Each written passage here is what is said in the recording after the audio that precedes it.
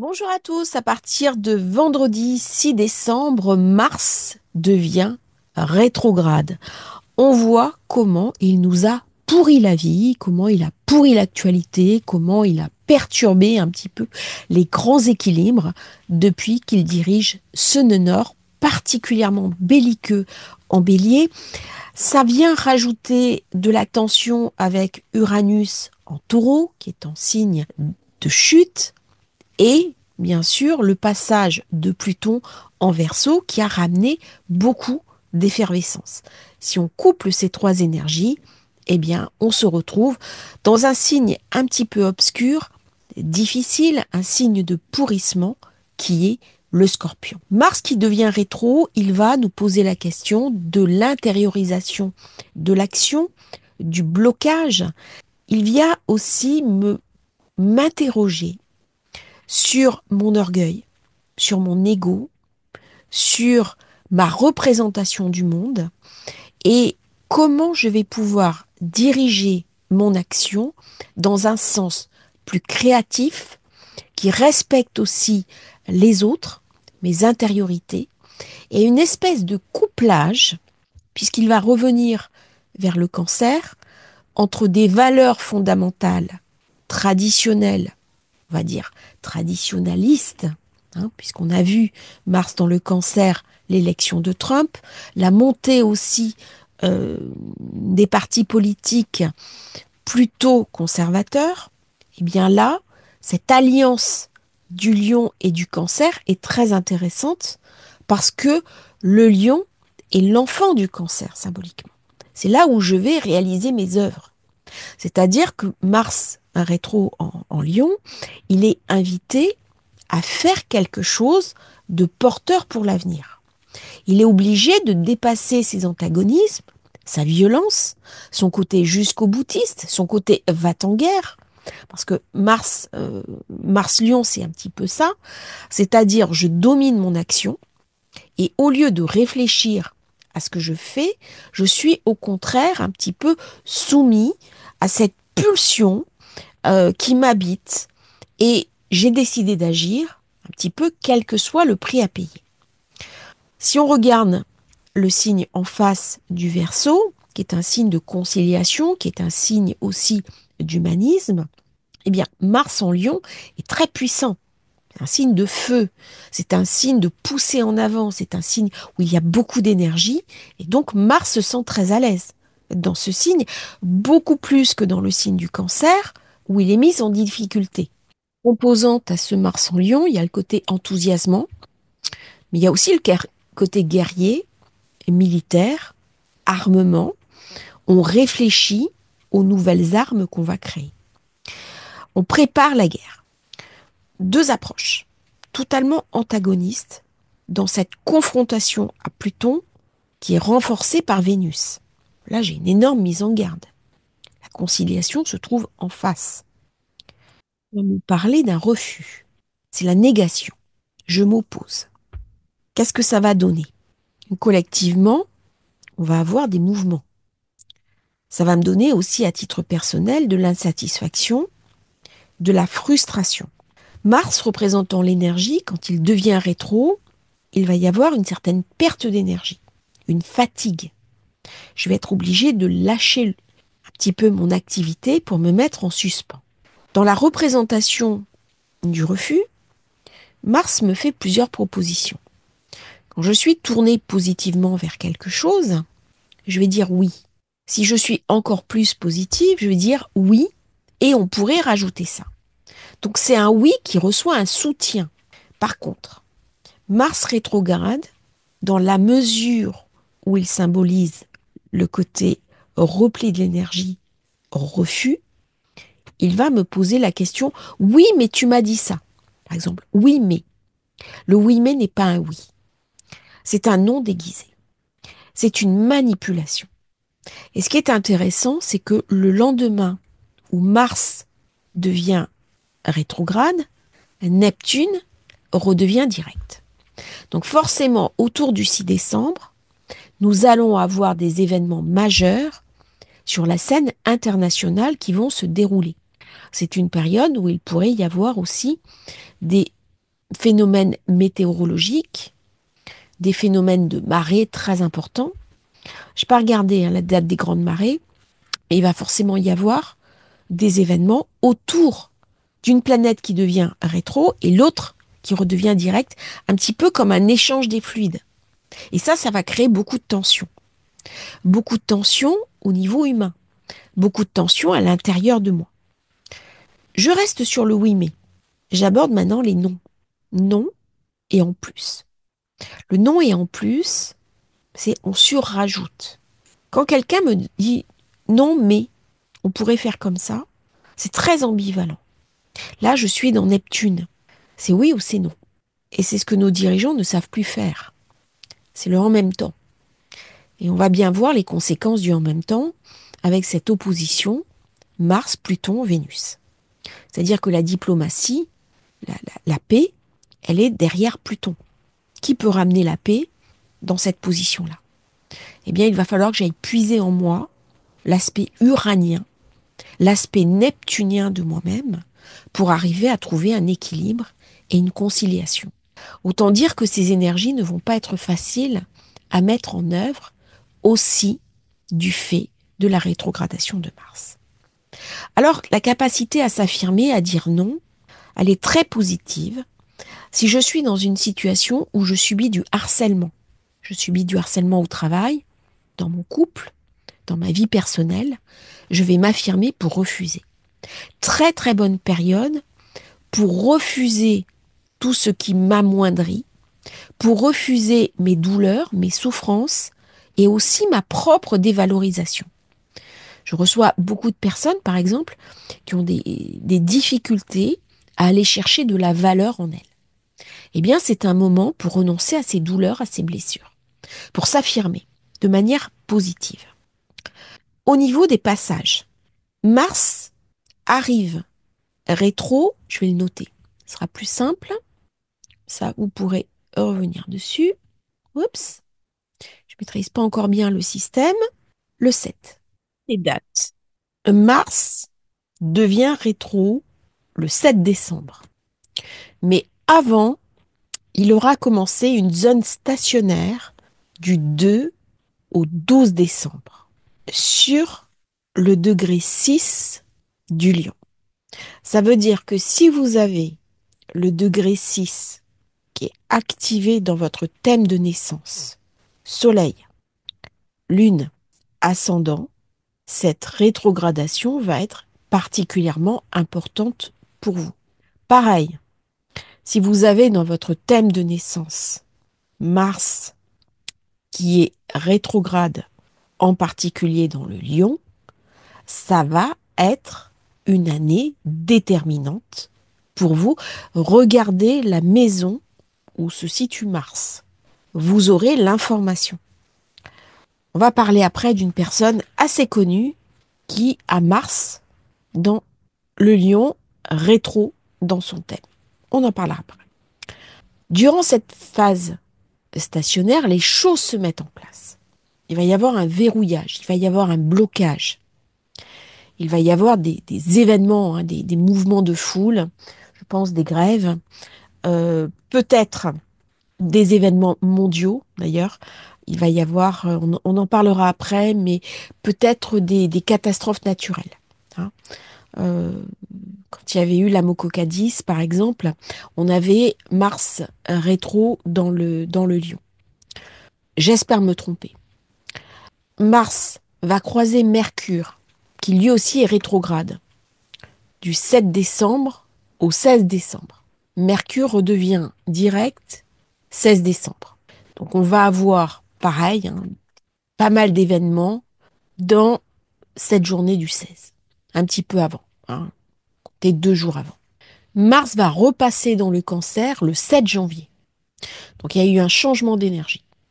Là, on n'est plus dans l'orgueil d'une personne ou l'ego des leaders, en particulier de ceux qui dirigent le monde.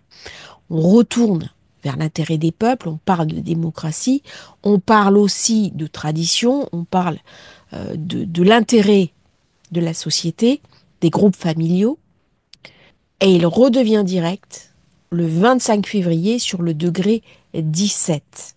Par contre, très important, ce degré 17, que j'appelle la zone 17, j'en avais parlé dans une autre vidéo, qui est une zone assez tendue. Hein, on parle d'éclairs dans le ciel, on parle quand même de quelque chose qui est un petit peu inquiétant. Eh bien, Mars va rester 25 jours sur le degré 17.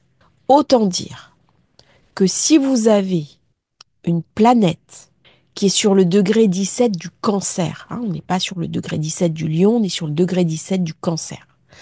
Le Soleil, la Lune, l'ascendant, une planète personnelle, il va y avoir une activation énorme de ce degré du 7 février au 14 mars. Voilà. Donc attention pour toutes les personnes qui ont le degré 17 en Cancer. Vous allez vivre des choses très importantes durant cette période parce que Mars normalement est une planète légère. Il reste un jour ou deux sur un degré, mais là, 25 jours, c'est énorme.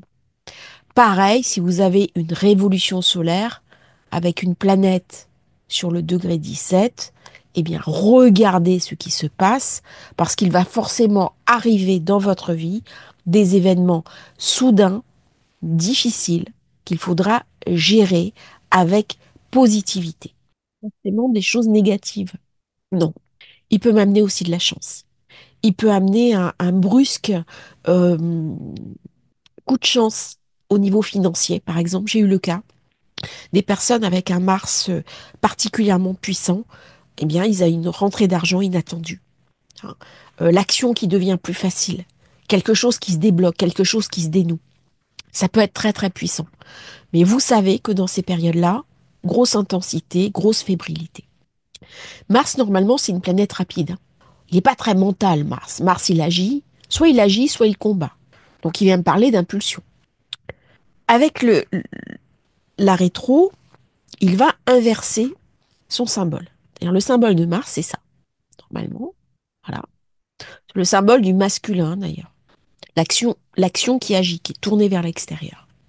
Alors c'est aussi l'action de reproduction, hein, émission.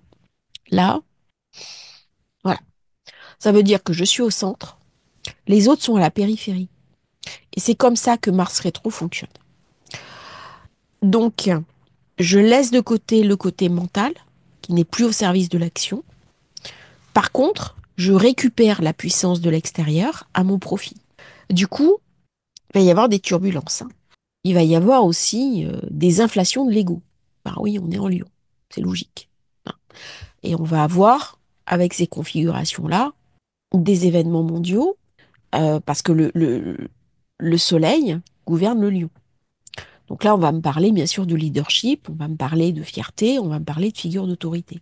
Donc là, il va y avoir un ralentissement, hein, dans les initiatives de leadership. Il va y avoir aussi des, des prises de position très dures, très tranchées, où on ne pourra pas négocier. C'est quelque chose de très ferme. Hein. Et pourtant, je vais être obligée, dans cette période-là, dureté sur dureté, eh bien, de reconsidérer une approche qui serait trop autoritariste. Donc là, il va y avoir des tensions politiques, il peut y avoir des décisions impulsives, voire même imprudentes, contraires à l'intérêt général qui est en face.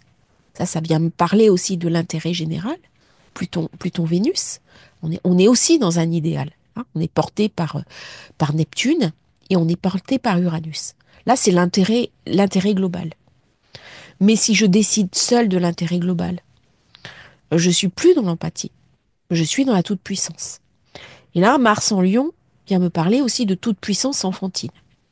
Alors, ça va être intéressant de voir comment Mars en Lion va venir questionner les dirigeants de ce monde et à titre personnel, à titre familial, la manière dont on éduque nos enfants.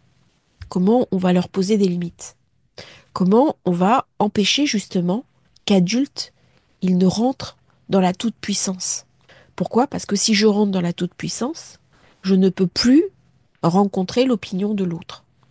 Je ne peux plus trouver un accord.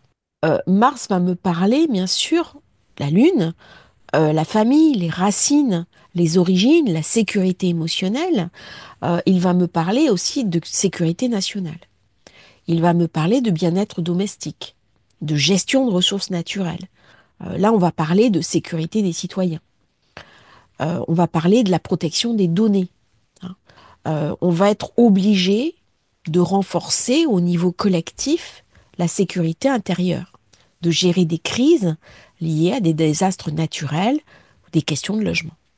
Là, c'est les questions qui vont être posées durant cette période, hein. Donc, je vais avoir le nationalisme. On voit bien, il va y avoir euh, la prestation de serment du nouveau président élu qui est Donald Trump. Donc là, il va y avoir des mouvements protectionnistes. À titre personnel, qu'est-ce que ça vient me raconter? Qu'est-ce que je dois comprendre dans ma vie? C'est vraiment une énergie particulière qui va modifier la manière dont on va exprimer la force, la passion, l'action, quelque chose de très intense. Alors il y a des grandes qualités qui sont liées à ces configurations. Il y a une espèce de créativité très particulière, une créativité profonde, réfléchie. Il y a une expression personnelle à travers des moyens d'expression de soi. Ça peut donner des personnes qui ont un sens artistique assez poussé, mais une manière singulière de le vivre, de l'exprimer. Ça va donner aussi des projets à très long terme qui nécessitent une persévérance exceptionnelle. Des personnes qui vont prendre une décision très jeune et qui vont pousser toute leur vie dans ce sens-là. Du coup, ça va donner de la détermination, une capacité à l'engagement très particulière. D'autant qu'il y a une force intérieure profonde. L'énergie explosive de Mars se transforme dans une force intérieure vraiment impressionnante. Ce sont des individus qui agissent aussi avec dignité, qui savent attendre le bon moment, qui font preuve d'un courage. Il y a aussi l'introspection. Ils réfléchissent à la manière de prendre des initiatives. L'action est réévaluée en permanence. Pourquoi ? Parce qu'il y a la nécessaire réintégration d'informations nouvelles. Ce sont aussi des personnes qui ont une relation à la parentalité assez complexe. Un certain nombre n'ont pas d'enfants parce que ça leur semble un rôle qui demande trop d'investissement. Peut-être qu'il y a une vision supérieure dans le rôle et du coup, c'est se mettre la barre trop haut. On préfère renoncer au projet. Il y a un leadership aussi très original. Il est basé sur la considération, la patience, une vision originale. Ce sont des personnes qui marquent. Une personne qui a ces configurations-là va être vue. Elle va avoir besoin d'être entendue, d'être reconnue. Elle peut choisir le monde artistique, le monde politique, le monde des arts, mais il y a quelque chose de très puissant. Il y a un besoin de fascination. Ce sont des personnes qui fascinent. Qu'on aime ou qu'on n'aime pas ces personnes, elles enclenchent un mécanisme extrême dans la relation à l'autre. Et il y a une certaine fierté. Il y a une fierté naturelle, il y a un besoin de satisfaction, il y a un besoin aussi d'approbation, un besoin d'être aimé, qui va se positionner dans un côté on-off. Si vous ne m'aimez pas, si vous ne m'adorez pas, eh bien détestez-moi. Mais c'est aussi une manière de s'occuper de moi. Le pire pour un Mars en Lion rétrograde, c'est l'indifférence des autres. Alors ça peut donner aussi des hésitations, du mal à s'engager. On va, avec le temps, avec la patience, avec une stratégie de vie, éviter des conflits inutiles. Par contre, on peut utiliser ces énergies positives pour s'impliquer dans des projets au long cours, des projets qui vont apporter au monde, parce qu'il y a aussi un idéal profond. Il y a une capacité à donner de son temps, à apporter de soi. Il y a la question du sens qui est clé, la question de faire une œuvre. Et une partie de l'action va être tournée vers cette capacité à réaliser l'œuvre, et une œuvre qui marquera dans le temps. On est dans le signe opposé au Verseau, et on va chercher cette question du temps, de la durabilité de ce qu'on fait. On veut remodeler le monde. Alors ça peut être son monde, ça peut être sa famille, ça peut être les personnes autour de moi avec qui j'interagis, mais ça peut être le monde beaucoup plus globalement, comme on va le voir à travers les thèmes de 2 chefs d'État en fin de vidéo. Il y a quelque chose de très cassant dans cette position, de très loyal aussi. Par contre, c'est une loyauté qui a un prix. La conception que l'on a de soi est décorrélée complètement de ce que les autres perçoivent de nous. On ne prend pas l'avis des autres.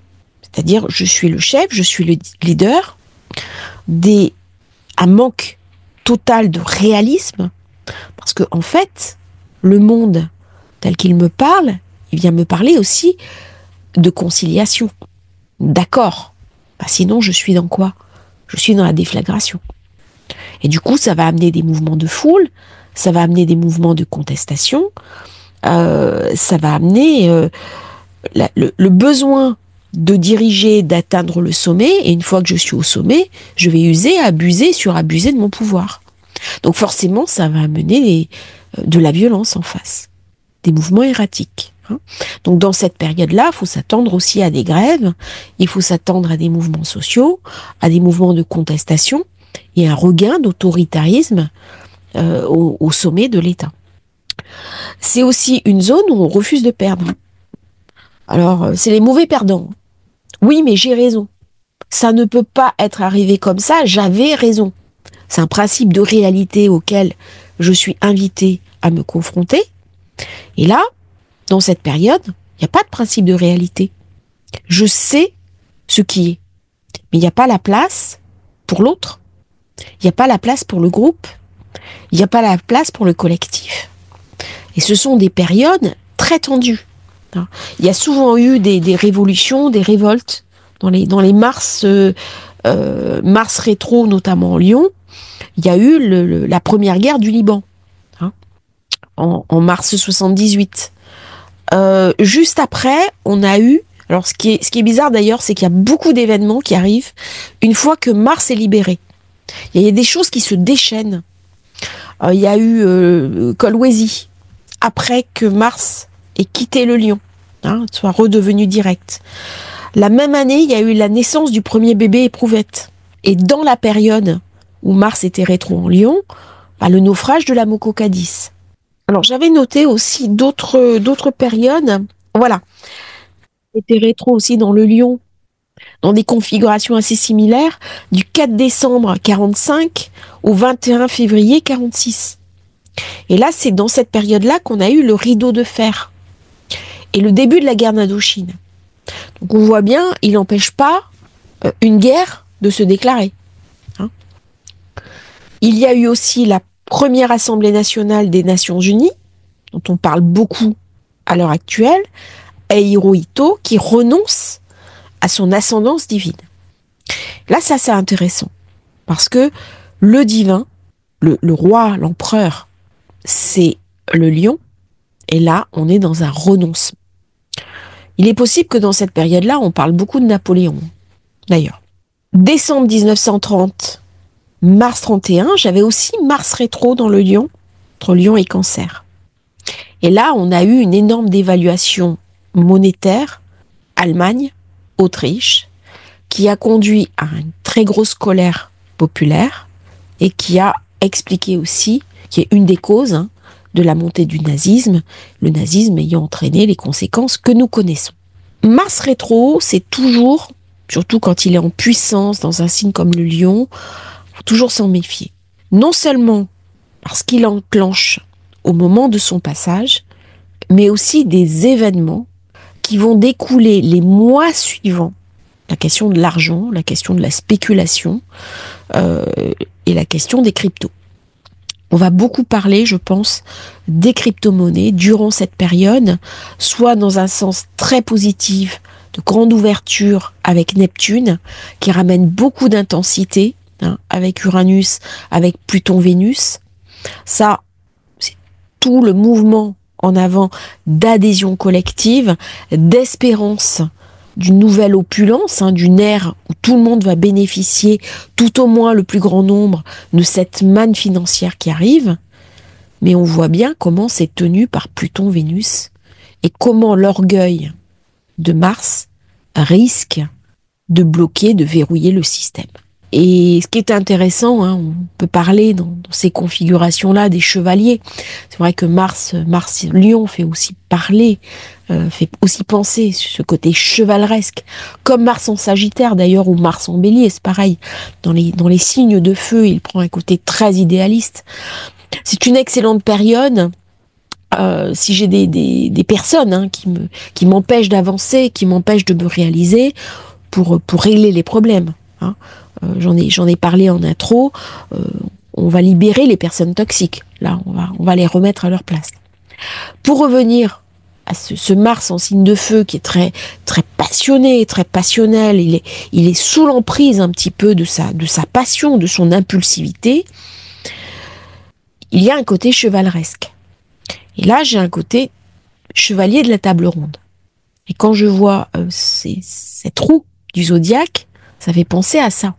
Est-ce qu'on se met autour de la table pour discuter, pour l'intérêt de l'avenir du monde, dont vient me parler Pluton-Vénus?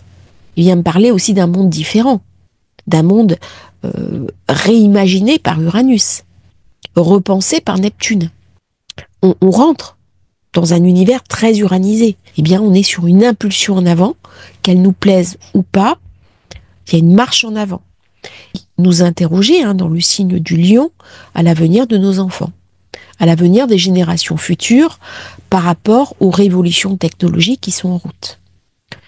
Ça vient me parler aussi de comment on élève les enfants, comment on éduque les enfants, de l'argent, de l'énergie qui est mis à leur service.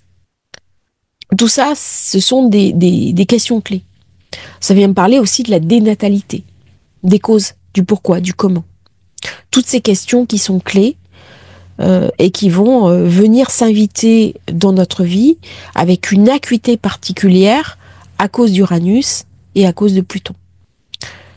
On a encore quelques semaines, pas beaucoup, mais on a encore une période intéressante de ce nœud nord en Bélier pour profiter de Vénus en nœud sud, qui a toujours été un avertissement, qui a toujours un petit peu calmé le jeu en disant songez aux conséquences. Dans ma vie personnelle, est-ce que c'est le moment de lancer des grands projets, des grandes choses? Septembre, ça va être une période assez tendue, assez compliquée, avec des grèves, des manifestations, beaucoup de colère qui va s'exprimer, peu d'actes, peu de choses qui vont se mettre en route. Bien sûr, je peux me tromper. L'astrologie, il faut beaucoup d'humilité. Faut aussi accepter que nous n'avons pas toutes les cartes en main. Mais ça va être une période où il va y avoir bien sûr des grèves, il va y avoir des blocages, il va y avoir de l'austérité, mais ça va m'obliger aussi à regarder l'état du monde. Ça va m'obliger à regarder où est-ce que je mets mes énergies, que ce soit à titre personnel ou collectif. On voit bien les difficultés pour le vote du budget, ça va s'amplifier avec Mars rétro, c'est-à-dire 49.3, puisque c'est unilatéralement que je décide de ce qui va se passer. Et là, on va vers un renforcement des leaders. Alors, même dans les démocraties, il y a quelque chose d'assez autoritaire qui se met en place.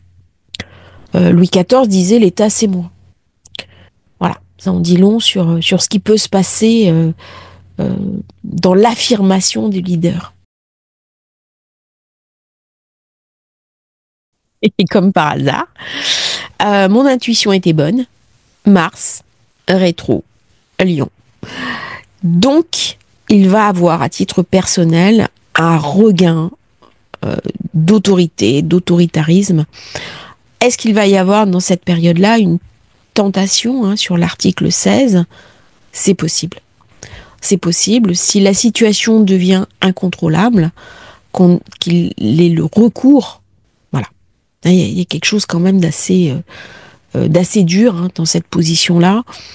carré à Uranus, on voit bien, carré à la Lune. Alors, des négociations de Lion rétro Mars, pas facile. Hein. Si on est du même avis, tout est parfait. Hein. J'ai raison. C'est comme ça qu'il fonctionne Mars en Lion rétro. Comment il peut admettre avoir tort? C'est pas possible. C'est en dehors de son logiciel.